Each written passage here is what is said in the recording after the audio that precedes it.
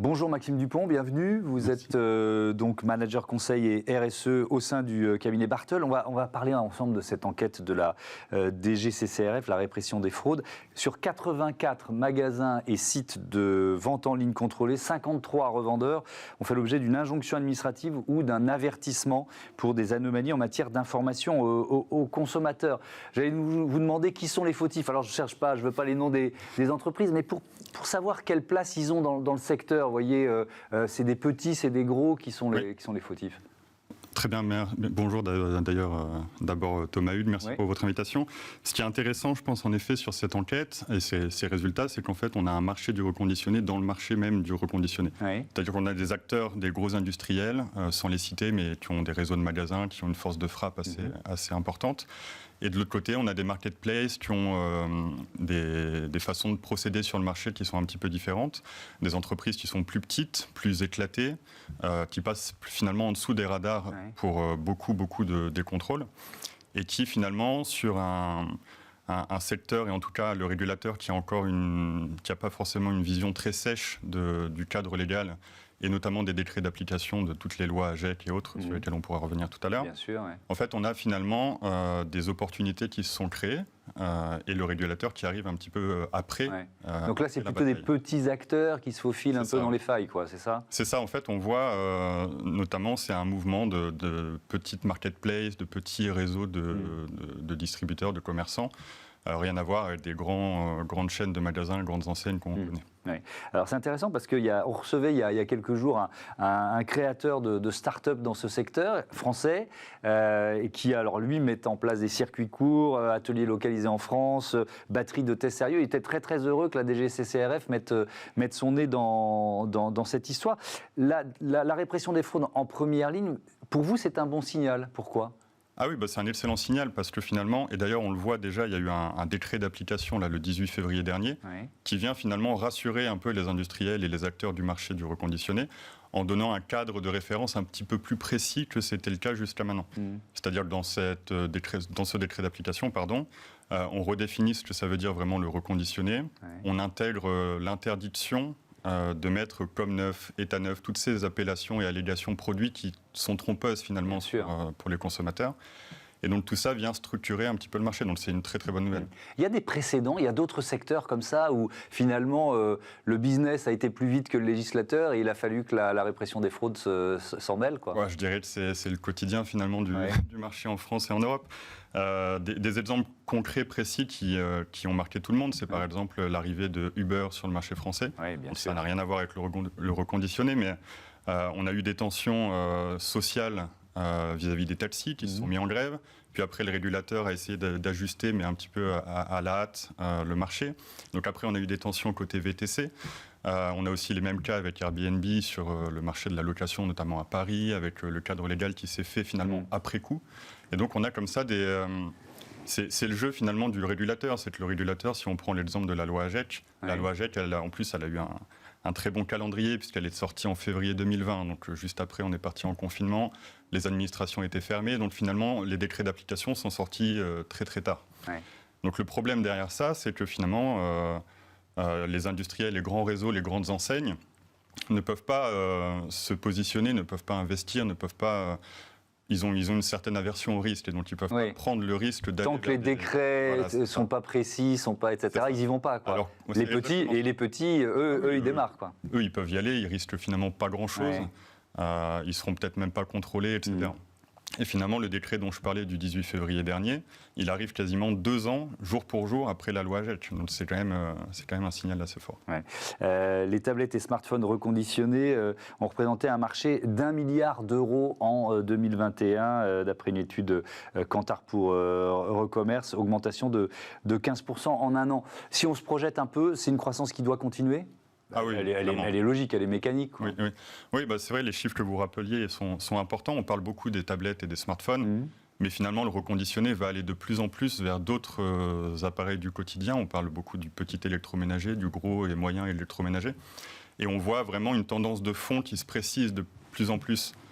pour donner 3 exemples assez concrets de signaux faibles, qui sont d'ailleurs pas très faibles quand on voit la taille de ce qui se passe, mais on a par exemple des enseignes type boulanger qui, avec un consortium d'acteurs, ont racheté notamment Recommerce. Ouais. Et donc l'intérêt derrière ça, c'est que finalement, boulanger et d'autres enseignes ont des réseaux de magasins. Ils vendent de l'électroménager, ils vendent des smartphones, des tablettes, etc. Et donc, ils internalisent une expertise qui, pour eux, est difficile à aller chercher parce qu'ils ont une taille critique et ils sont moins agiles. Alors que Recommerce, c'est un des leaders français. Ils sont là sur le marché depuis 2009-2010. Ils ont l'expertise, ils ont les processus, etc. Donc, ils vont pouvoir s'intégrer à tous les réseaux de magasins. Et en plus, ils vont pouvoir ensuite élargir vers le petit électroménager, le moyen électroménager. Ouais. Ce qui est intéressant, on continue de se projeter avec la répression des fraudes qui arrive, avec des décrets d'application, etc. Ça veut dire que les acteurs majeurs du secteur, ils doivent quoi ? Ils doivent devenir mieux-disants d'une certaine façon. Ça leur met une sorte de pression. Comment vous l'analysez ? Quel conseil, puisque vous êtes un cabinet de conseil aussi, quel conseil vous leur donneriez pour épouser ce mouvement ? Oui. Je pense qu'ils doivent... déjà, il faut avoir une vision globale et écosystémique du marché du reconditionnement. Et les acteurs doivent être moteurs de leur propre transformation positive et doivent inciter justement le régulateur à agir plus vite. Ils doivent s'embrasser ensemble, s'entourer, s'encadrer. Définir des référentiels qui vont eux-mêmes pousser ensuite au régulateur afin qu'il y ait un label du reconditionnement français. Et d'ailleurs, c'est sorti il y a quelques jours. Et en fait, il doit vraiment être moteur et acteur de mettre l'économie circulaire, l'éco-conception, le reconditionné au cœur des préoccupations du régulateur. Ouais. C'est un moyen aussi de sortir les fraudeurs du marché. Et notamment, ça permettra de faire une sorte d'écrémage assez naturel parce que finalement, ces petits acteurs ne vont pas prendre part aux discussions ou alors vont être finalement très vite mis en porte-à-faux et donc vont assez naturellement sortir du marché. Ouais. Donc c'est assez intéressant et notamment le régulateur et l'État a compris qu'il y avait un enjeu parce que c'est quand même un enjeu de transition écologique durable à long terme avec nos objectifs des accords de Paris. Et il y a quelques jours est sorti justement le reconditionné en France qui permet à certains acteurs d'affirmer avec ce label que toute leur chaîne de valeur du reconditionnement est bien faite en France. Parce que finalement, il y a déjà, alors que c'est une bonne idée au départ, l'économie circulaire, le reconditionnement, il faut le pousser, mais on a déjà des comportements d'acteurs qui achètent en masse des appareils reconditionnés en Asie du Sud-Est, etc., les importent et en fait sont juste des passe-plats et font la marketplace et c'est notamment ceux qui sont dans le rapport des GCCRF. Ouais, donc c'est vraiment intéressant de voir comment le marché évolue rapidement. Je voudrais qu'on évoque, il nous reste 2 minutes, la question de l'indice parce que c'est lié, l'indice de réparabilité des appareils électroniques. Depuis un an, les fabricants doivent afficher une auto-évaluation. Alors, ils sont souvent un petit peu optimistes, on va dire ça comme ça, et l'association HOP qui s'appelle HALT, à l'obsolescence programmée, leur donne souvent des notes qui sont moins généreuse, c'est ça ? Oui, et donc c'est aussi intéressant de voir ça, ce genre d'associations et de mouvements qui viennent un petit peu corriger l'effet naturel du marché à se survendre. Et en effet, par exemple, vous prenez des téléphones de grandes marques qu'on a tous dans nos poches, hop, leur a mis 6 sur 10, quand eux, sur leur site, mettaient 8 sur 10, avec des critères un petit peu différents. Et là, encore une fois, ces associations et le régulateur doivent définir des règles et un référentiel commun et traçable. Mais oui, parce que l'auto-évaluation, c'est facile. Ben oui, et la tentation, elle est trop forte de se trouver meilleur, quoi. Vous voyez ce que je veux dire ? Donc il faut un autre système. L'auto-évaluation ne suffit pas. Je voudrais qu'on termine sur l'information des consommateurs. Notamment, peut-être, tiens, on peut faire un peu de pédagogie, faire la différence entre occasion et reconditionné. Parce que ce n'est pas la même chose. Ah non, ce n'est pas la même chose du tout, en effet.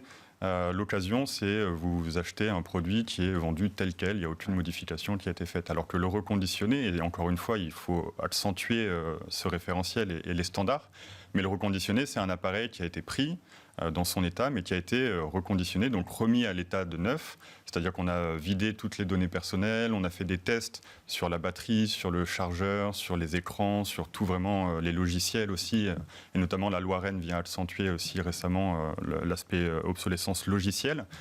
Et ensuite, on le remet en vente avec des allégations produits bon état général. Mais encore une fois, c'est très subjectif, ça. Merci beaucoup, merci Maxime Dupont, à bientôt sur Bismart. C'est l'heure de notre débat. Dans ce Smart Impact, on va parler de précarité hygiénique.